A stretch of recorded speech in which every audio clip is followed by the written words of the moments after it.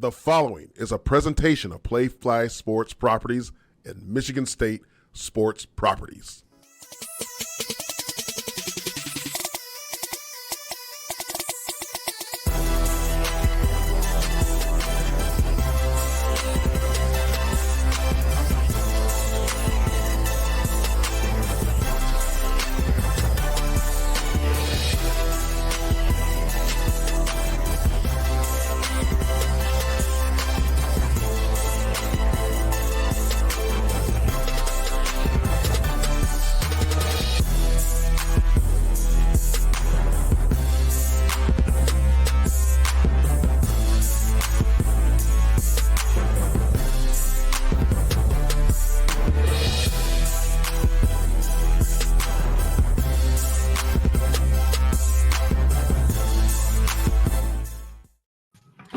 Well, a pleasant good evening. It is Thursday, March 23rd, 2023. I'm your host, Jason Strayhorn, along with my co-host, Otis Wiley Jehuu.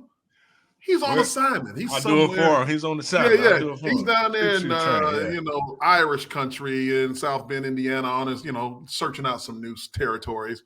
But nonetheless, this is Sparta. We're here with you guys today, and we got a lot of business to cover today. We got the Sweet 16. We've got gymnastics to talk about. The Big Apple. Spartans taking over the Big Apple. Otis is down there right now, live in the Big Apple. And be sure to click the like and subscribe button right now. Thank you for watching us. But then follow us on all of our social media platforms, and this is how to do that. Thanks for tuning in to This is Sparta MSU. Interested in hearing more from us? Be sure to follow us on Facebook, Twitter, Instagram, and even TikTok. Click on the link in the bio to head to our link tree for more information. Help us grow our following by hitting the like and subscribe buttons. Tell your friends and family to do the same. Have an idea for a future episode? Let us know in the comments section below. And now, back to the show. Well, Otis, man, tell us how it is in the Big Apple right now. What's the feeling? Hey, it's like we live, baby. We live. It's good, man. New York has really, truly grown on me personally. I never was a big city guy, but coming here, the vibe, the weather's great.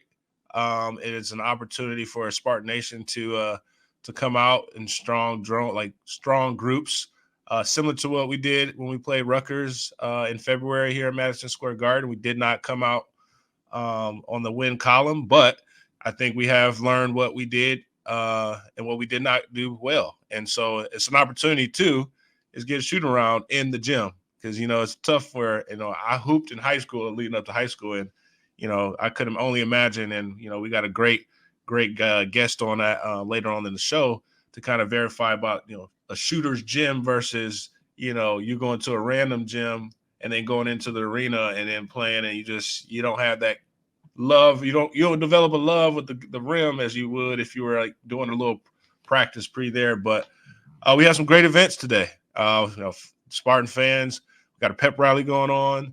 We also have a pregame VIP reception going on. It's out here, man. We're out here. It's going to be lovely to see green and white and some of the other school colors coming through as well. But can't wait. Man, it looks like it's going to be an exciting time. I mean, you got that fresh lineup, man, in that nice green. Hey, man. Hey, ladies and gentlemen, what do you think about Otis's lineup? I mean, that beard is tight, ain't it? I mean, look at that. Oh, see, man, look. We got to give love to you, man. Listen, I got to give love to my barber, man. It's just one of our very own Spartan Dawg, Michael Jordan. Not Michael B. Jordan, but Michael Jordan played with us, and he has a good spot, man. I'm going to give him a plug, but I'm going to have to charge him next time I pub him. But Studio 23 is out there in Lansing. He's doing his own thing, man. He's crispy. Takes a while, but it's an art, and I definitely look like 20 years younger because our guest confirmed he thought I was his age. So I was like, I appreciate that. So looking young, and once the sun comes out in the spring, I'm like, it's time to cut that fro off. So we'll see. You don't need the heat no more, huh? No, I don't need that. Good. Yeah. I could wake up and take the do-rag off you straight, Without a question. I mean, we do have a special guest. We're going to talk deep. We'll get deep into Spartan basketball here during the show. But right now, we're going to talk about a little Michigan State gymnastics. Michigan State Gymnastics went on a Big Ten tournament. Here's a video recapping their visit.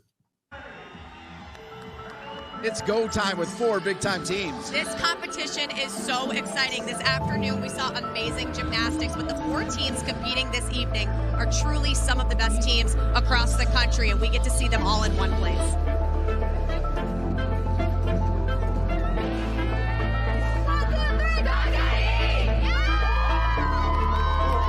The walking party that is the Spartan squad, starting on floor. Couldn't have asked for a better lineup for them.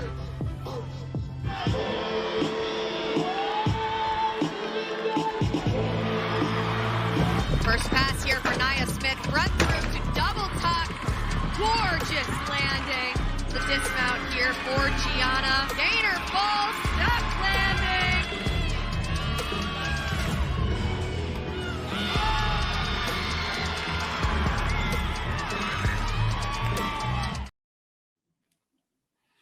Well, outstanding. The young ladies went down out there and they got runner-up in the Big Ten tournament. Otis, good job by them. Absolutely. We won outright conference, but then the tournament to go runner-up, to a big program like the team down the road. Fortunately, you do want to sweep, but you still get an opportunity to compete in the NCAA tournament. We had a guest, Jory on, and you had Coach Rowe on as well, and you see the fierce competitive nature of our student athletes and specifically our gymnasts. It's the same competitive edge you see when you see basketball and women's basketball, and you see volleyball and you see football. We have that Spartan fierce edge about us, man. You saw they're competing, and it's tough to truly flip in the air, man. People don't. I felt like when I saw them in their meet, their last home meet, I can only imagine having to compete at that level. It's a different level and different risk in that. And so for them to truly do what they do it best. One, shout out to, them, competing and getting runner-up. Without question. I mean, these ladies lay it on the line every time they go out there for practice or meet, and you can tell with the chemistry that they talked about when they were on the show. Coach Mike Rowe and Jory, they talked about the chemistry that team has, and you can really see it. And, we're going to give credit. We're going to give shout outs to Delaney Harkness out, who was a Big Ten champion on bars. Yeah. It's that's my youngest daughter's name, but spelled differently, but it's good to see, our squad took some hardware back, right? Hardware away. So congrats to Delaney. And bars are, you need some good powder on those hands and grip, because you slip, it's over, right? It's over, man. Right. And you saw the landing and the stick. You start to learn as you watch it, and then having daughters now, you start to learn fully, the rules and how things are set up from a gymnastics standpoint. Growing up watching the Olympics and seeing how they go through that, these girls are, man, they're talented, very talented. I would love to see us go in there and try to do what they do, which is tough. Speaking of the Olympics, everybody remembers those Olympics when you have the special vault championship at the very end to win it, right? The Mary Lou Rettons, the Carrie Strux, all those. You think about Sage Kellerman, who is the vault champion of the Big Ten. Yes, congrats, kudos to her. Dude, that one is you hit that spring, you hit that base, that's a lot of impact on those joints, man. And then have to straight embrace it and flip. Nah, you can't teach. I would not sign up for it. And she won it. I'm excited for her to take that, be the champion there. Absolutely. I mean, you got to have that kind of almost like the pole vault. It's even harder in my mind than pole vaulting, because at least you have a stick there and a pad, a big pad. But this, it's all you in gravity. Nikki Smith, Big Ten Freshman of the Year. Listen, we have this star. Already was a star. But from a standpoint of her being a freshman, learning from her sister, who is a senior, it's a great get, man. She's one of our highest touted recruits that came in to be in Michigan State, which, you heard Coach Rowe talk about. But, one, it's good to see, she's the future of the program, and us winning this year. And Obviously, last season we did a great job as well, but in this season, the momentum is continuously to carry. The torch will be passed to Nikki as she grows and becomes the face of MSU gymnastics. Yeah, and Skyly Schulte, Big Ten Sportsmanship Award. Yeah, these team efforts, man. It's always like celebratory. The energy, you go in and leave. It's when you come in, it's high energy. When you leave, it's high energy. And being a sportsmanship player of the year or conference, that's a huge testament to her and who she is as a team player. But that whole camaraderie of the culture there that they built, it could have went to any of our girls, in my opinion. But she definitely has led the charge. And the person that kind of keeps it all together, we got to give love to Big Ten Coach of the Year, Mike Rowe.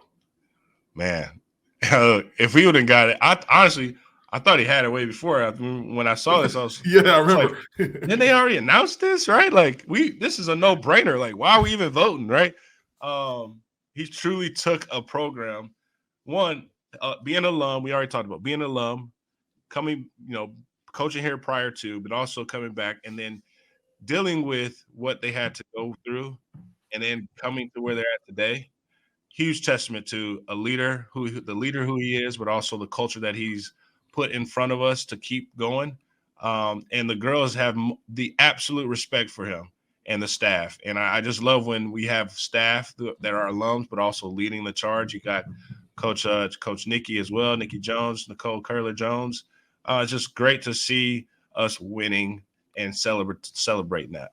Congrats, Coach Rowe. Congrats. Absolutely. Congratulations to the gymnastics program. And here's a video of them actually getting their tournament, NCAA tournament draw right here. This is the road to nationals. Right now, we reveal the 36 teams advancing to regional competition. The Pittsburgh Regional, the 10th seed, the Spartans of Michigan State. Final week of the season, Mike Rowe's squad jumped into the top 10 in the country. Nikki Smith, Gabby Stevens, the Spartans' 1-2 freshman sophomore punch right in the middle of a program best 4 Big Ten first team honorees.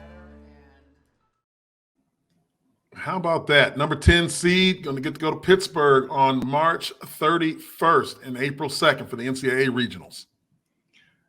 Yeah, look, let's hope we're doing a lot of celebratory events for not only basketball, as we take care of these next 2 games, but one, show up, show out. Any Spartans over there in the Pittsburgh area, come out, support, purchase a ticket. We need all the green and white love to support them as they take on the journey to a national championship. They did well last year, and we're looking forward to seeing what they can do against some other competition in different conferences. Man, getting used to seeing Alan Haller at the selection show. Oh, I'm sure he's getting used to it too, which is great. How about that? Which is great, man. When you got your teams winning championships, that's what it's all about. Is our student athletes having the opportunities for postseason. If I could only imagine being on a sport and never being able to do a postseason opportunity, like man, if I were like 0-4 in football, not being able to experience a postseason bowl game, right? And so for them, it's opportunities that we give our student athletes when they come here. This is what the promises you make, that you will be winning championships and holding up banners. And they have done that this year and some. And so it doesn't stop now. It's still going up, man. So support. That's all I ask.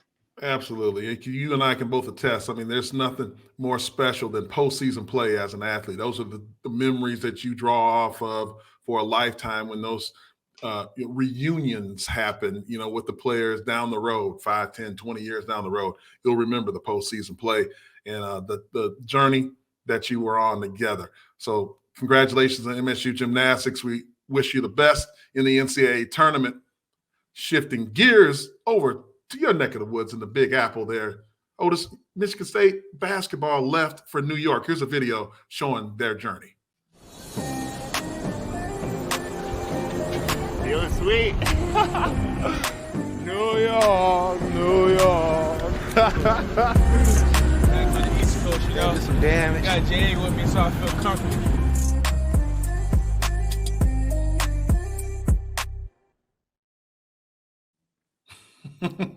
Were you on that plane? I was, man. I was. You singing a little New York, New York. Yeah, man. You just it's nothing like if somebody told me about the skyline when you fly in, like, it's nothing like it, man. First, I used to be like very scared of this big city, man. Like nervous, like how do I navigate? I don't want to get lost. I don't get kidnapped. I mean, it's one of those things like country boy. I mean, you know, it's just there's too many people here, man. Like you're looking at it, it's just ain't nobody kidnapping you, man. You have to look in the mirror. You know how big you are. Kidnap my beauty, man. Come on, man. You know, it was a good trip, man. Like it's always interesting how you compare and contrast like team travel. You know, they do it very well as well. But you know, the amount of Gatorades that you get offered, man, it kind of brings you back to, you know, flashbacks. Like I was about to just grab as many Gatorades as I can, so I can store them in my bag and take them home and stock my fridge, right? But no, it was good. It was good to see, and then it was just the feel of it. It's a business trip, man. You're still having some good quality conversations, and the atmosphere was it wasn't as quiet as it would be in football, but you know, football is a quicker turnaround. So coming out on yesterday, you get time to get adjusted to the area, and obviously get your plane legs up on under you and get ready to ball. You know, when Jehuu comes back, we'll have to get him to tell the story of Brett Favre and the Gatorades with the New York Jets, but we won't get into that right now because, you know, on top of the hydration, the Spartan basketball team has to eat, right? And, you know, after the Sweet 16, you know, they booked their ticket to the Sweet 16. Tyson Walker and Coach Izzo talked about pizza because Tyson Walker's a New York native. So Tyson made good on that promise.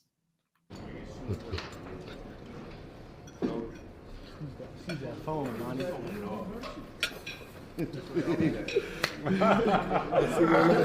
I got that. What does it look like? New York style. Oh. And for those on podcast that can't see that, that was a darn good looking pizza from Danino's, it looked like. Yeah, man. man. He delivered to Coach I'm Izzo. gonna have to go grab me some after we get done, man. I don't know. It might be my midnight snack. Post game victory pizza. Yeah. How about that? You know, good, man. Tom's like, I like it, man. That's I like it. You already eaten though, so I wonder if he truly ate a slice just to say, hey, thank you, and then everybody at least grab one. Yeah, you know, because, you know, we're going to ask our guests about this, but, you know, before a game, some guys like to eat, others don't, you know, they don't want to eat heavy. Coach is totally different. Coach and trainer support's totally different than the players, right? Yeah, I always wonder, man, like what happens when the coach got to go use the bathroom and he just holds it? Like, you know what I mean? Like, I know all the amount of water and probably Pepsi drinks. He's been drinking Pepsi, Mountain Dew, whatever, Diet Pepsi. You just got to think at some point, you got to use the bathroom. I want to know if those stories happen there, but all good. I think they're probably so stressed out, they're sweating through every other orifice. So they're probably not having to go so much. But that's just a hypothesis by me. Speaking of some kids that wrote a letter here. Otis, talk about the letter that we see here by the Spartan fan, the young one. Yeah, man. So my good friends, family friends, the Moradians, Brandon and Kelly Moradian. Kelly is a former gymnast and alum from Michigan State. They were our closest friends when we lived in Indianapolis, and before we moved. You know, my daughter and their kids are very close, friends wise. So he sent me this morning, and you know, said if I were at March Madness, I would be, you know, and his daughter Kaya says cheering for Michigan State, and I would say go green, go white, go Spartans. And I will eat a hamburger and I will watch the game. That is what I would do. So sounds like Kaya has a plan and she is sticking to it. And so I wanted to share that where, you know, hey, if you have kids that want to write something to us, and what they would do if they were going to watch March Madness, send those into our DMs and hit This Is Sparta up, and we'll happily cover some of those letters. And I'm sure we'll get some legendary letters and how they wrote things out. But it's always good just that March Madness brings absolutely everybody together, no matter what form, color, shape, creed, whatever. everything comes together with basketball. Everybody's watching March Madness, and it's a joy to see as we all come together. We look forward to the letters that come in from the little ones, the Spartan fans from all over the world, wherever they may be. We'll definitely read them on the show. Kaya, I'm a little nervous because she spells better than a lot of us on this show. So yeah, good job, Kaya. Keep up the good work, and we'll keep on putting you out there whenever you need to get something off your chest about what you want to do with Spartan in March Madness. I mean, that's beautiful. Speaking of Spartans in March Madness, you talk about Tom Izzo, and he had a little advice for the players as they embark on the streets of New York. I'm looking forward to seeing you guys out there. Behave yourselves. Listen, if you need something from a Youper, if a guy opens his jacket and there's a bunch of gold in there, don't buy it. It's probably phony. I learned that. It took me a long time to learn that, but I learned it. I probably bought a few toothbrushes and razors back in the day when I was young and went to New York. But now I'm a veteran. I tell my players what to do. They probably won't listen as long as they listen on the court. Hey, they got NLI money. Go waste it on that fake Rolex as far as I'm concerned, all right? Thanks. Do they still open up jackets with gold chains? Oh, man, I'm like, that's like which that's decade like, are we talking? That's like I'm gonna get you sucker / like Home Alone. I don't know, like the bird lady or something. I don't know, man. I haven't seen it. I've seen those like spots, but if I do, trust me, I'm gonna grab a picture and an interview. And an interview from the guy that got the trench coat on, right? Yeah. Be careful. Trench coat guys. Be careful. Okay. If he's standing by a white van, absolutely not. Stay far away from him. Yeah. Keep a 10-foot distance from him at least. Right. Be sure to click the like and subscribe buttons, guys. If you're watching the show today, it helps us a whole lot. Doesn't cost you a thing, but it helps us a lot. And we're going to get to our special guest here after this message from our friends over at IHOP. Introducing new sweet and savory crepes. Whether you like the flavor of cinnamon bun after sunset, or prefer to wake up to a little eggs and bacon, day or night, it's always time for crepes.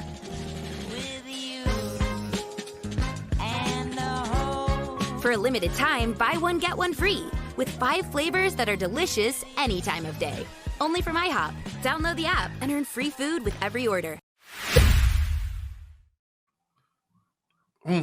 Pancake time. All right, crepes and all that good stuff. But look, It's time now to bring on our special guest, and that is none other than legendary basketball, Josh Langford. Yeah, number one. What's good, there man? He is. What's up, man? Y'all got a throwback picture. I got hair in that picture. Wait, pull it back up. He did. I had picture. Oh yeah. Wow. But you was wise. You had to go ahead and let it go. You knew it was his time, right? Hey, it was time, man. Ain't no shame in my game, like my dad say. None. None at all. Man, appreciate you joining on the show, man. Look, we're going to show some highlights. Thanks for having me, man. Thanks for having me. Listen, as you see your highlights, man, it's one of those things where, like, I always loved your game, man. You kind of had that, in my opinion, like not old school game, but more so like it's very fundamentally sound where it fits into, obviously anybody's offense, but you was very smart on the field, on the court as well, man. And so I would always see you, that jumper, man, was smooth, man. It was very smooth, but, talk to us, man, about like just playing for the green and white, coming from Huntsville, Alabama, that's a long, when you decided to come here, a long way, but it was a great grab, and people don't understand, like, getting someone out of Alabama that's a top tier player, like, and coming to Michigan State is huge feat for Izzo, but also the green and white. But just talk about it, man, the experience of when you were being recruited by Tom and reason why you came here, man. Yeah. Well, bro, funny story, going back to what you had just said earlier about my style of game. I actually used to pride myself on trying to emulate Michael Jordan because he was like my favorite player. Yeah. Michael Jordan and Kobe. So like I would always watch Mike's highlights. I would always watch Kobe's highlights. So much so to the point to where people would say that I reminded them of Dwayne Wade. And so when people said that, I would actually get mad. Because he's like, I haven't watched the Wade. Yeah, I don't want the Wade. Like I was like, I don't want Wade. But it's so crazy because he's a Hall of Famer. Yeah. And so that's just, that's just silly on my part. But it just also speaks to just how, I think sometimes as a player, you don't succeed or go as far as you possibly can because you want to be someone else. And if you look at the college game and even the NBA game, you see that some of the guys that have really succeeded, those are the guys who like said, okay, this is who I am as a player. This is my identity, and I'm just going to accept it. Like a Draymond, for example, he is Spartan Dawg, and you just see how, he's accepted who he is as a player, but it's just took him to just heights and levels that nobody really ever thought he would go. But yeah, man. So I'm from Alabama. I actually didn't even have a Final Four or Final Five that most players coming out of high school would have at that time.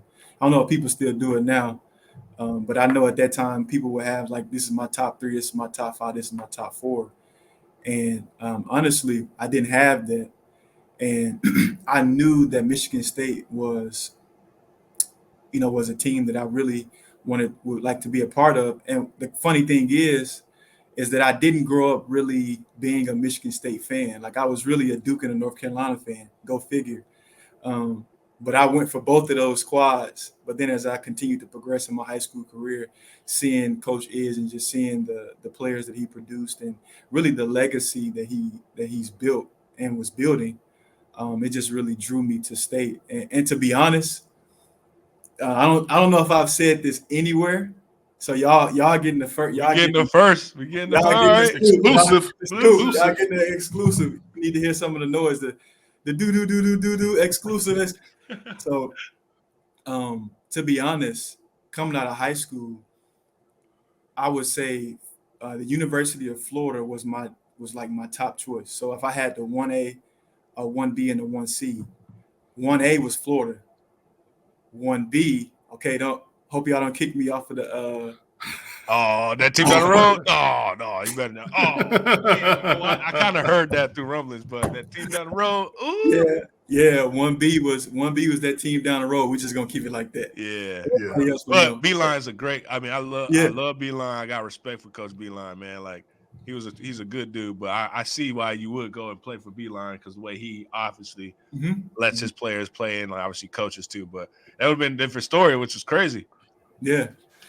So and then 1C was Michigan State, but it just worked out to where I ended up wanting to go to State, and I don't regret my decision at all because I tell people that I didn't just learn how to become a better basketball player. I learned how to become a better man. And I feel like that just speaks volumes to who Coach is as a person and as a basketball coach, and just the standard that he sets at Michigan State. I feel like even to go even more deeper, one of the biggest things I've learned from Coach is leadership. I think he's like, top 100 leaders that I've ever seen in my time. And simply because he knows how to activate the parts on the inside of you, like that you've never even thought were there. Like I'll give one story and then I'll pitch it back to you. I want to talk too much. Oh, you good? Y'all getting all the exclusives, man. Look, I like it. Let's do it. Good. Y'all getting all the exclusives, bro. So listen, one day in practice, well, let me rewind. So one of the things that the coaches will always, I guess, get onto me about was my personality, because they would say like I was too quiet at times, and I think some of it was just that Southern, that Southern hospitality, that Southern swag. You know what I'm saying? Like, you flash. You're dog. Like I don't need to tell you I'm that guy, right? Like it was just that's my swagger. I got you. Yeah, that Southern drip. You know what I mean? So I just was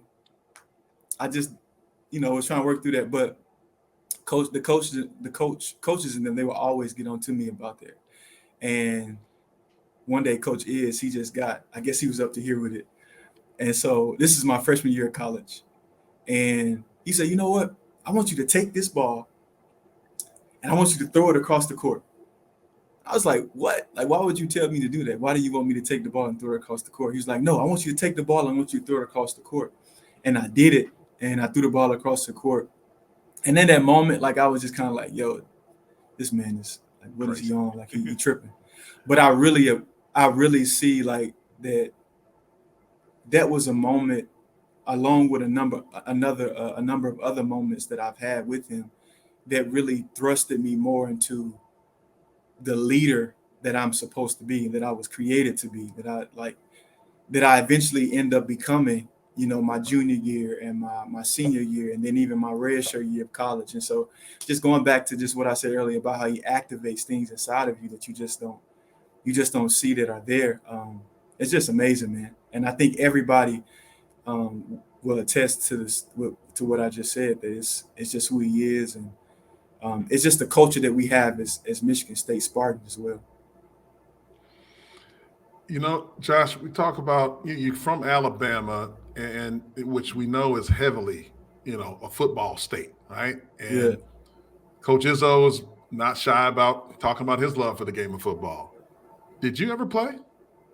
Yeah, I played. I actually could have been like nice out here, huh? Nice. Yeah, I could have been nice. You know, they always say like basketball players want to play football, and then football players want to play basketball. Yeah. It's funny, man. Like one time I was actually, some of them. Not a lot of them. I was playing basketball, like pickup basketball with like somebody that was like that. They were a football player, but they wanted to be a basketball player. And man, dude ended up fouling me. I think my jaw still hasn't been the same from that foul. From that. So listen. If you play football, stay with that. Stay with that, right? I got you. Yeah, look, because we don't care about those fouls, dog. Like, trust me. Like, you steal the ball, you beat me. Like, I'm just go ahead and be aggressive. Yeah, you just go. Get him out of there. But yeah, no, Jason, I actually did play. I played all the way up to middle school, but in Alabama, you can play high school sports. I think for up to like, I want to say 6 years. Yeah, and I have a cousin who's playing varsity at 8th grade in Alabama. So my family is in Tuscaloosa. Yeah, but I got a family playing cousin. So which almost crazy. So you played varsity in middle school? So I almost did. Did. But I was actually, to be real, I was afraid. I was afraid of football. And the number one thing that I was afraid of, like, especially like in my peewee years, was getting dogpiled. And it happened. I'm good. Yeah, it's over. But yeah, I was actually pretty good though. What position? Yeah. I played QB. Ooh. Oh. Yeah, I played QB. Yeah, I played QB. But then kind of, you know, like in middle school, if you're an athlete, they put you all over the place. But like my main how many times you just QB. How many times you just like snap the ball, just run? Just run. Yeah. Probably 9 times out of 10. Yeah, I mean, awesome. Wasn't Charlie Ward? Yeah, Hooper. Charlie Ward. Back in the day, that's older than you guys for sure. Allen Iverson was a dog, man. Oh man, yeah. LeBron, yeah, big receiver. LeBron is like he's LeBron. If he plays soccer, he gonna be LeBron James. LeBron, Bo Jackson of our time. Yeah. But he ain't just doing it. Like Bo Jackson just did it, right? Right. Like but no, man. Like talk about Spartan Nation, like the relationship, like we all have grown with Tom, like, and Coach is like we've seen him from young coach under Judd, he coached, to now being the OG of college basketball coaching. I mean, even OG, but even like more prominent than even the pro coaches, right? And so from the relationship that you've had, man, like tell us about like that first experience of like encountering Tom coming to Huntsville. Like I just want to know that story. Like when you first fully came in, like what was the difference between him and then, you know, the coach obviously at Beeline and then obviously at Florida? Like what was the difference maker for Tom? Yeah, well, bro, I actually went to, so when I had I don't know if y'all remember that year when we played Oregon. I think it was like 2015. Talking about football? Football, yeah. Oregon football. Football, yeah. That was Marcus Mariota's Heisman year, I think. Yeah. So Yep. So that was my official visit. And I think before that time, I took an unofficial. So that was probably like my second time being on campus. But this time it was an official visit. So obviously they lay out the carpet. They do what they do. But nothing illegal. So before somebody hears, don't hear what I'm not saying. No, Tommy, don't play that. Tom, don't play that. Yeah, no, don't hear what I'm not saying. But I came on campus, man, and I was sold. I was sold as soon as I came on campus, because that was it. They have the alumni event during the football season. So all the guys come back. So the team was there. Oh, so he had you on the Hall of Fame the weekend. Yeah. It was our reunion, which is very good. Yes, our reunion. Yeah. So all the OGs were there. We're running full court open gym on both courts.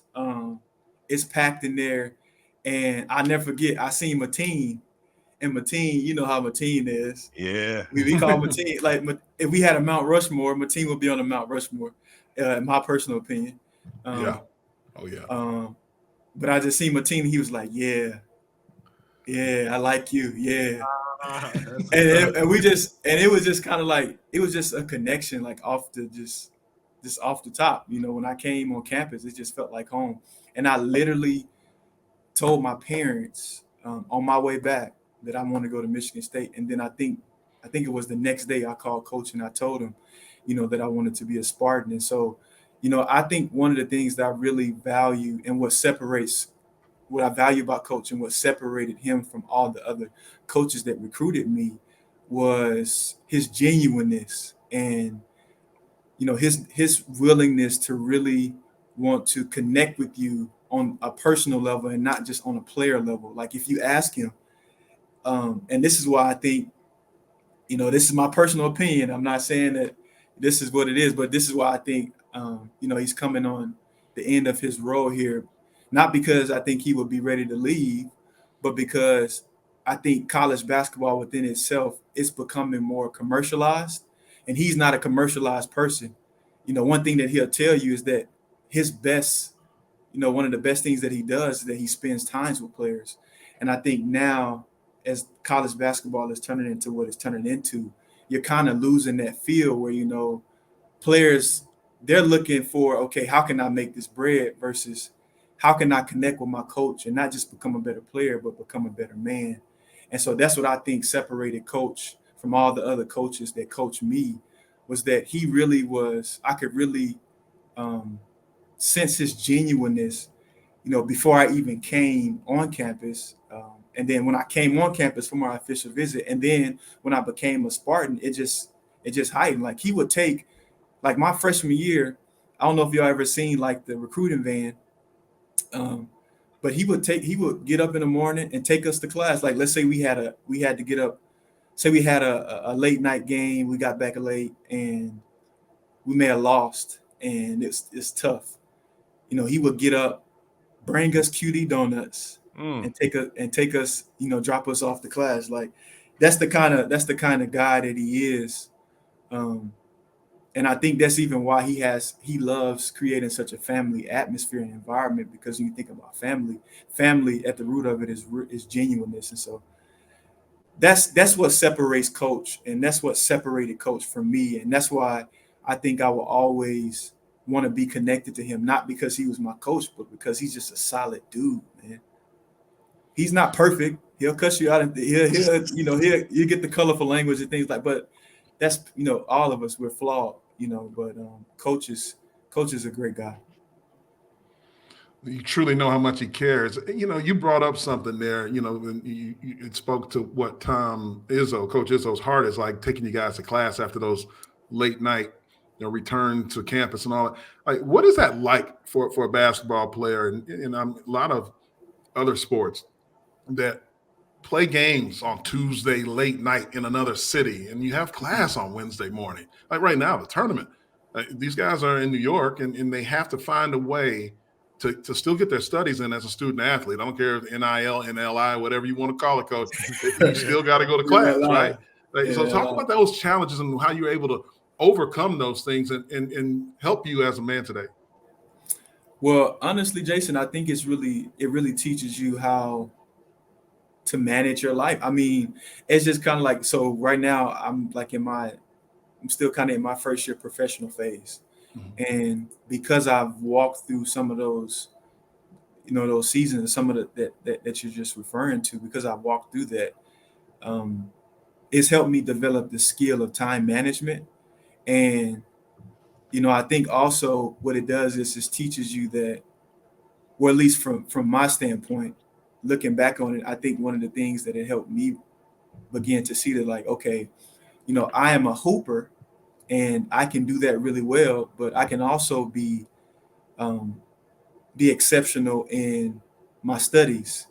I can also be exceptional in, how I approach studying for tests and things of that nature. So I think it really teaches you time management. It teaches you how to rely on the support that you have, because one of the things that we had as players when I played was, and Otis knows something about this, is just like the tutoring, and we had the Steve Smith Center where we can go and take the time out to take care of our studies. There are times where we have our academic advisor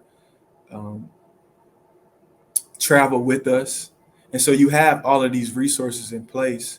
And so it teaches you how to manage your time. It teaches you that just because you are a basketball player, it doesn't mean that you have to pigeonhole yourself in that place. It teaches you how to rely on the resources that you have. I mean, it really teaches you, if you really use it and take advantage of the opportunity and the experience, it really will put you in a position where you can really thrive in life, even if you don't go play professional basketball. It teaches you how to be a professional before you even have the chance or the opportunity to be a professional, whether that's in corporate or whether that's, continuing your career on a professional level, whether that's overseas or, in NBA or D League or whatever. Man, that's what it's like. That's awesome. I see your growth, right? I see like you as a young man coming, and then now seeing the trials, the tribulations, but the growth, the great mindset of like, now you're able to like look back on it like, oh, right. I have been, groomed, and there was a plan of action for time to get you to, like you said, activate your inner self, like that confidence piece of it.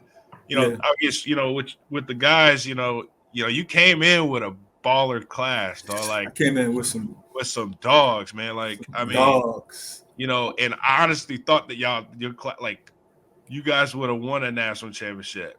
And it's one of those where we're all in March Madness. You've been a part of it. You've been a part of some monumental wins in program history. Talk to us and Spartan Nation, our listeners, about what is going through guys' heads now as they prepare for, an unfamiliar opponent, as you got to truly only have a few days to really prep for Kansas State. But talk about Sweet 16 and what current guys on the staff and what Tom and the staff are doing right now to prepare for a win. Yeah, that's a great question, bro. And I think this kind of ties back to, I think, another separator for Coach Is and our program is that we prepare.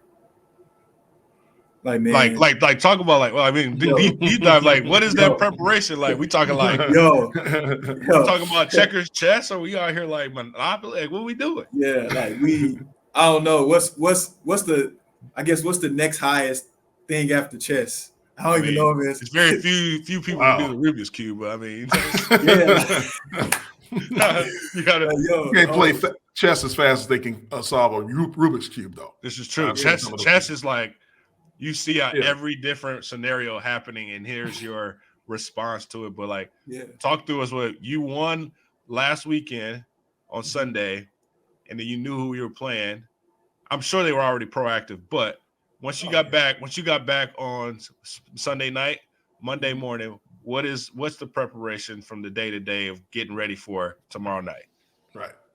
Yeah. So Monday morning,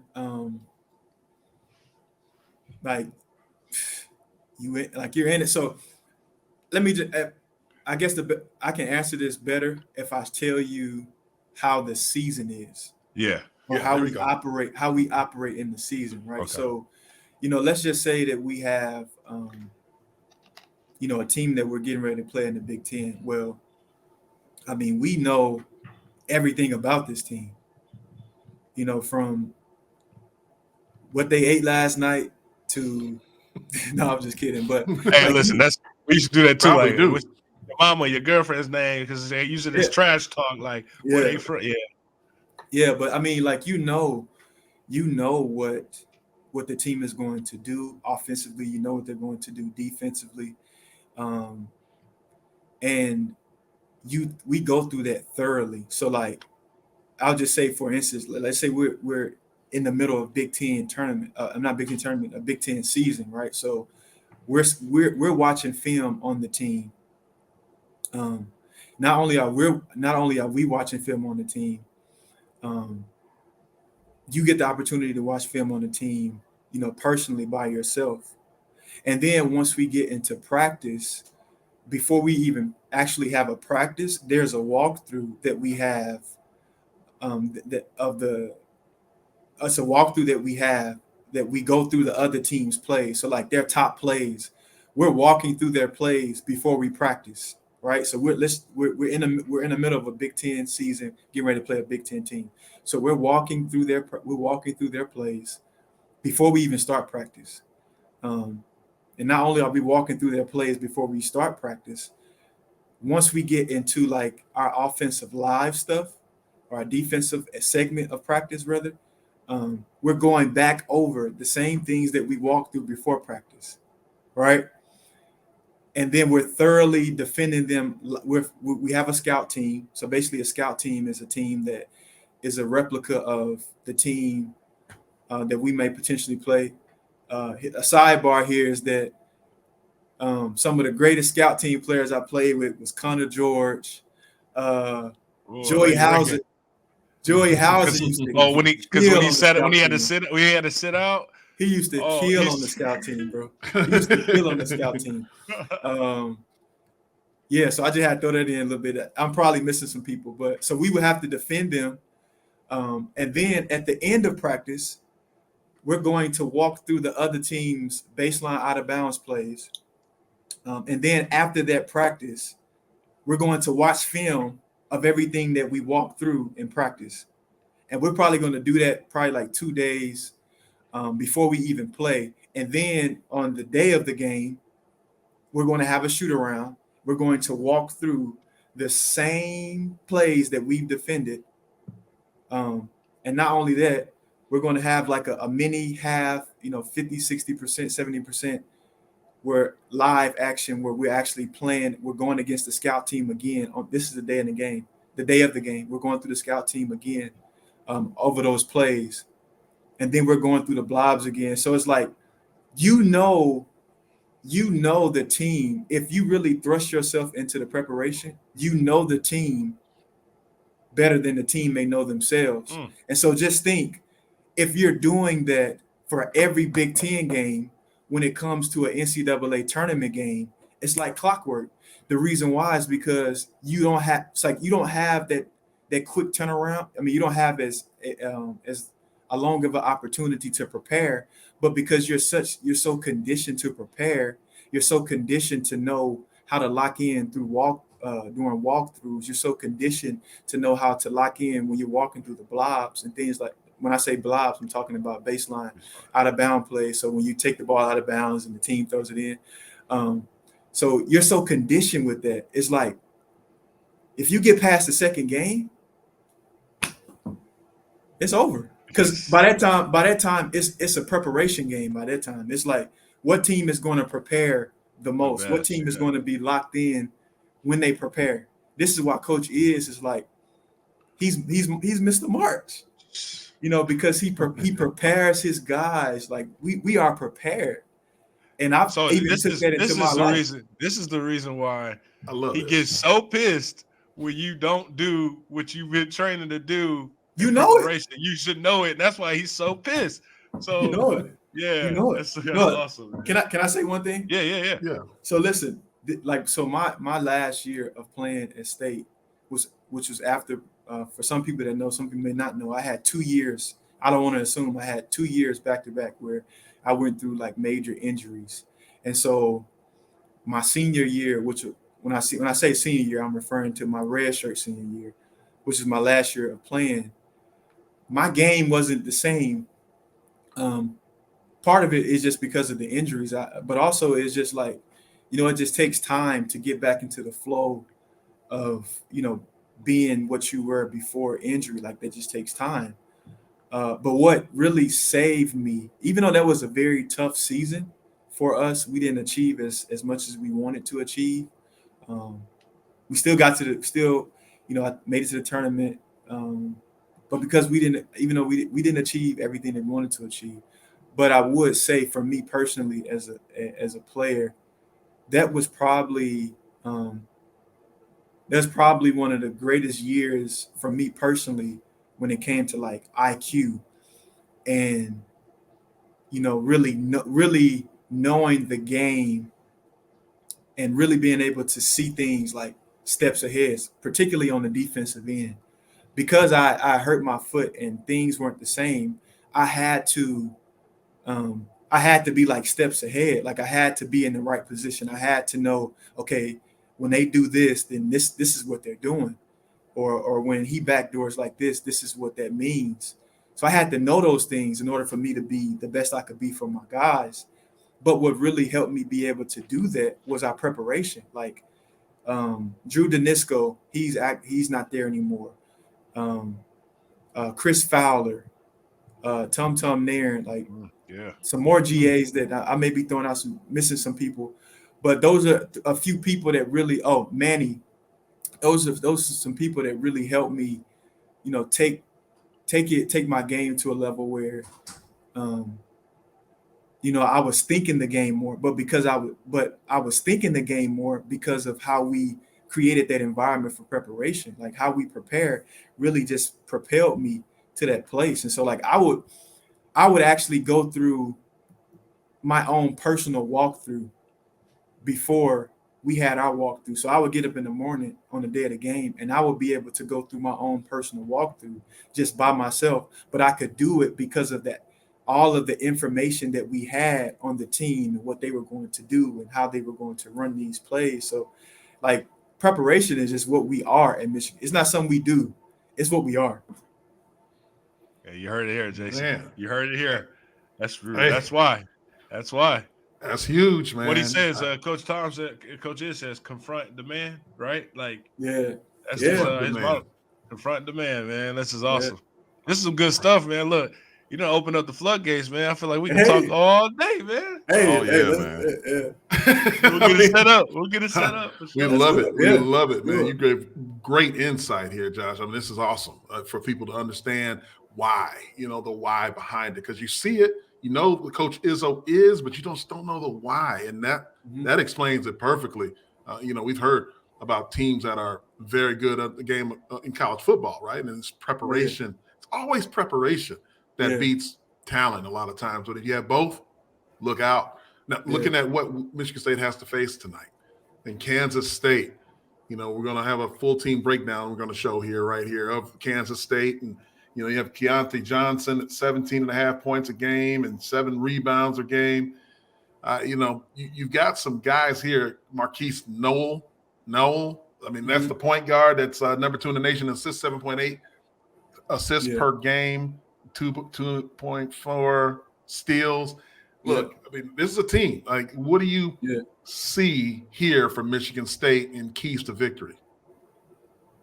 Well, I think it'll be difficult for me to actually give you a in-depth answer to that, just because, like, going back to preparation, like I would really want to see who they are, but just looking at it from like a very brief standpoint, it's always kind of difficult when you have. It's difficult to play against guys, or a team rather, that has like 3 guys in double digits, that average double digits. And the reason why is because, like, if you have someone, or if you have a team where they have guys that are averaging like 3 guys that are averaging double digits, usually that's just an indication that they're able to put the ball in the hole.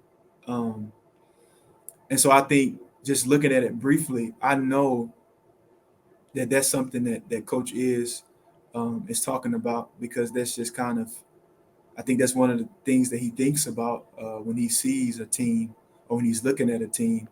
And then also, they shoot 34% from 3. They shoot 45 from the field. Like that's pretty good.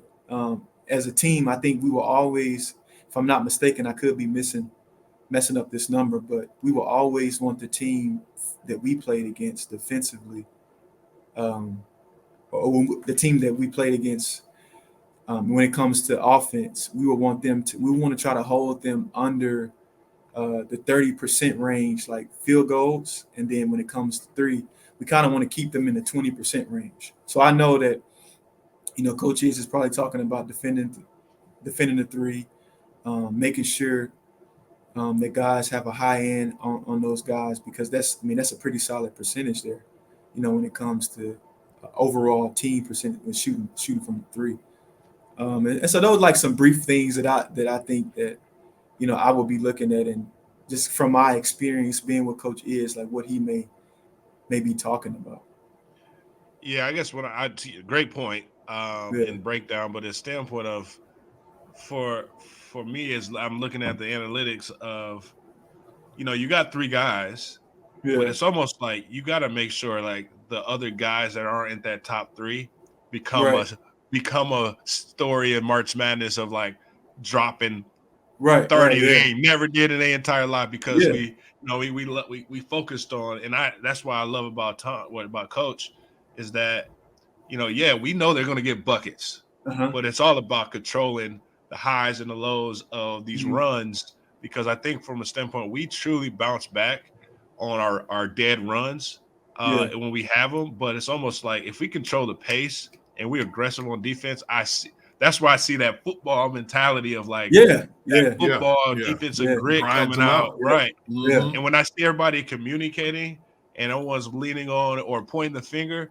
that's why I know like we cannot be beat if we're sitting there just in our own zone of like playing our Spartan basketball. So I look at it, it's nerve-wracking seeing like how they're playing right now, because they're on the highlights, but it's a different gym, different atmosphere, different city. Who, like you said, who is preparing more than the other? And I feel like, so after your breakdown, like, listen, man, you gave me full 1,000% confidence, baby. I mean, I had that already. But you validated it, man. Yeah, man. Like, I'm sorry, Jason. No, I'm just saying, for you as a shooter, you're a guy that's a shooter, known as a shooter, going into a gym like Madison Square Gardens, right? I mean, an arena like that. How important is it to be able to get out there and shoot and use the actual balls that you're going to be using in the game before the game?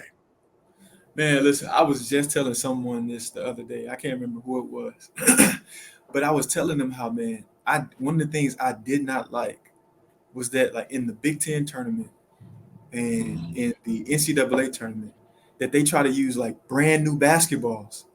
I don't know why they do that. Like I could not stand that, because I feel like for me, I mean, shooters shoot, but also like there is a comfort level. I think for me personally, I can't speak for other players, but for me personally, it was like, I don't want to have a brand new basketball in my hand.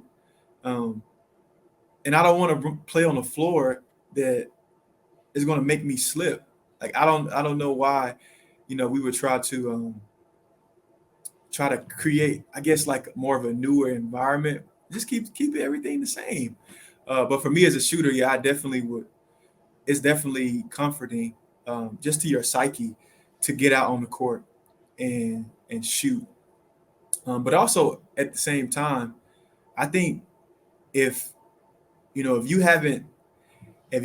aren't locked in now, like if you don't have your sharpshooter arm, your sharpshooter arm on now, like it's kind of, you ain't gonna find like, it, man, right? Yeah, like man, like you should be locked in, because this is what what's the song, Rihanna? All of the lights in here. Like this. This is it. That's it. Yeah. So you got to be our ready. guys in the back, in Pete and Tony, they found there were some reports saying that basketballs were fully inflated, which led to lower percentages. But like from you being a shooter, could you, as soon as you pick that thing up and bounce and lift it up and shoot it, like can you, like being a basketball guy, determine like, yeah, this is too big or too heavy? Like, can you truly understand, like, not the Deflategate type issue stuff, but like, can you determine that? It's a real thing. Yeah. It's a real thing, but like, okay. Yeah, you can determine that for sure. Like, man, and I think it's also based upon like your level of work. So like for instance, Kobe Bryant, I heard the story about Kobe, where it's like Kobe, rest in peace. Like I said, Kobe was my guy, man. Is my guy still. Don't know him, didn't know him personally though. So but he's but like there's a story I heard about Kobe is like he could one day, I think it was before a game or something like that, he could tell that the rim was off a little bit. And it was like, I think I could be misquoting the story, but it was like a small inch.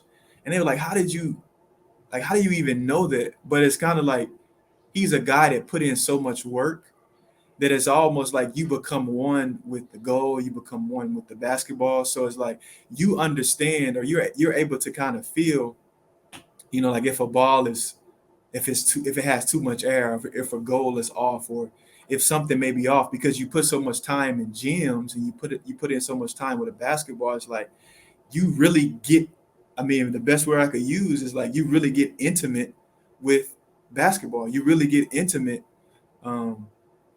with the goal and things of that nature. So yeah, you definitely can tell, Otis. Yeah, that's good, man. Yeah, I think the term was, it was a quarter inch too low. Was the Kobe story. Okay, yeah, quarter inch. Yeah. Man, I feel like you just did like one of them Bruce. Right, it's like one of them Bruce Lee like type IQ of like be water. It's like you become one with your craft. Yeah. Like if you don't, that's where you just have those high and lows and not being consistent. But when you become one, that's a good analogy, man, from a standpoint. What's your take on? I know you're a former player, and it's always dub for us. But like, what's your projection, and what do we need to do as you've seen us play and last Sunday? What do we need to consistently do to put a dub up on Thursday night or tonight? Yeah, well, I think what's beautiful about this team, and I think I may have heard Coach or may have heard somebody quote Coach saying this, but what's beautiful about this team is like there isn't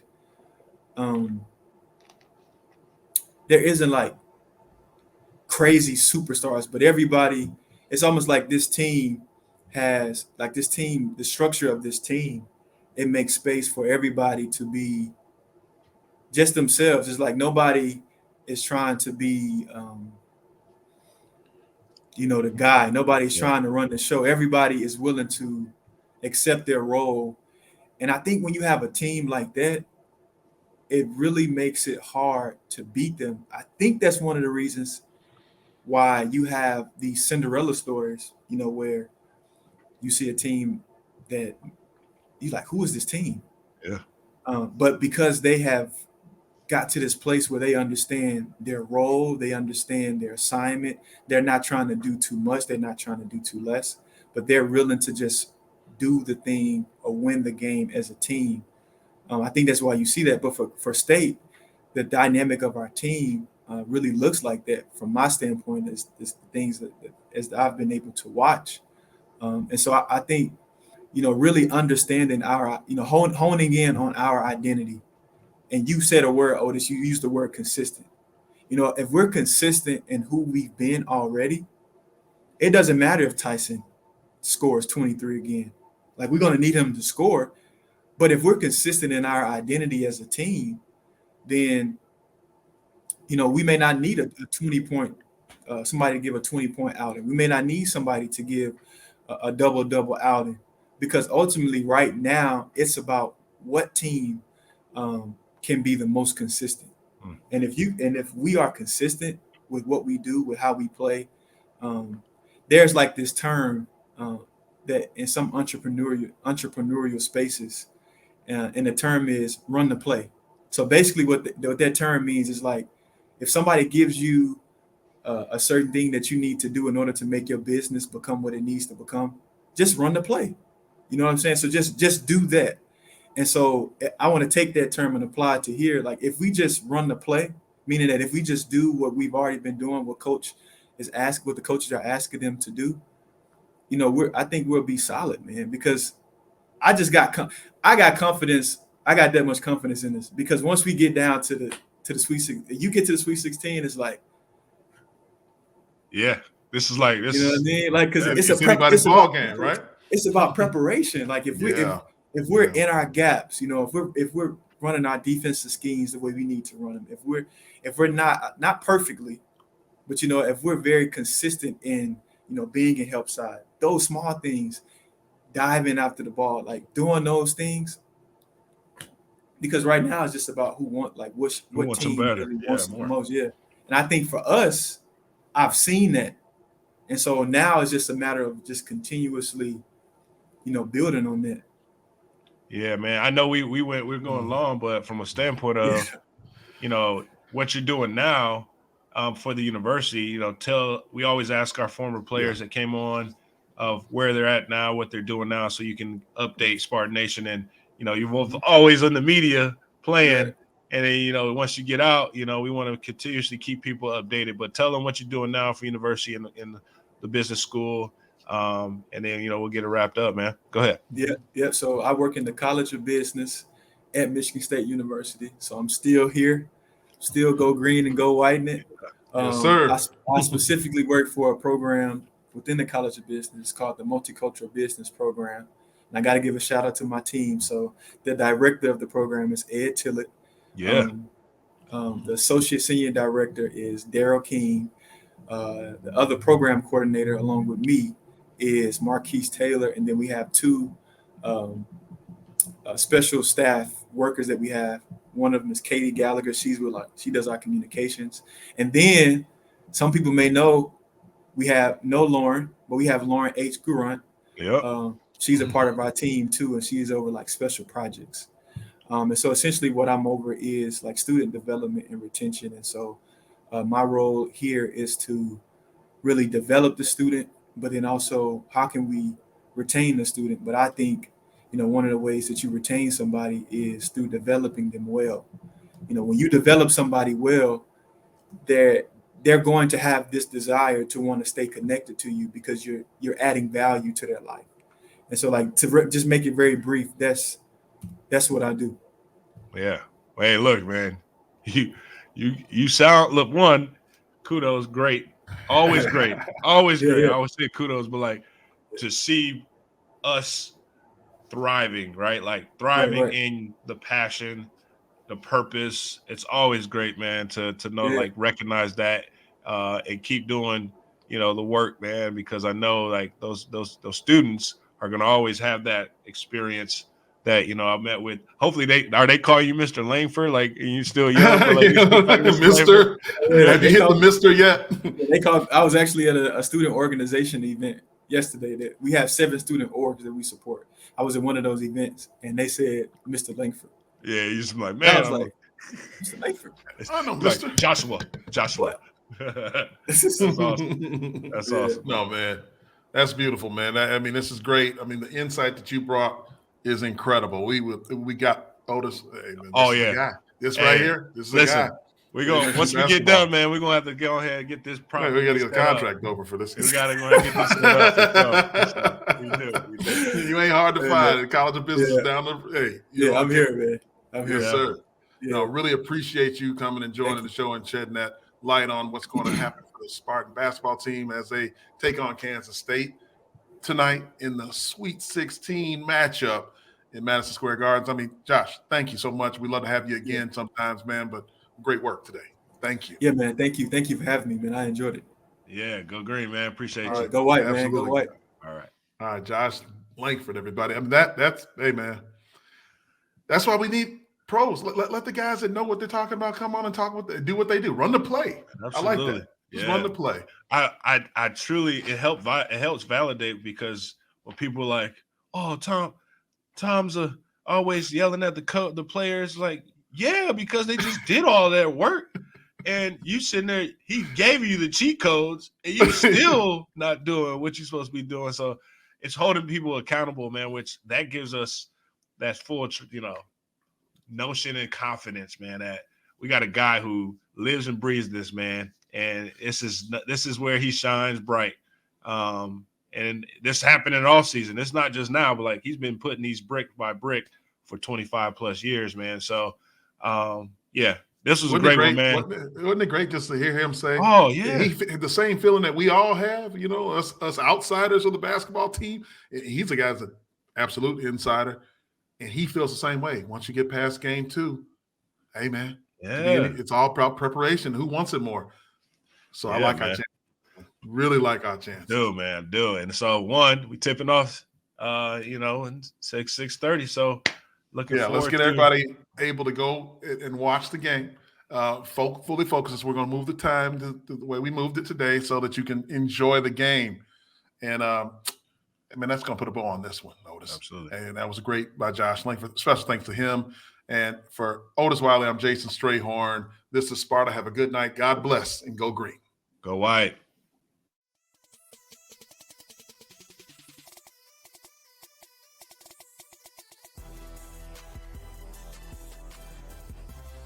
This is Sparta MSU as a combined presentation of Playfly Sports Properties and Michigan State Sports Properties.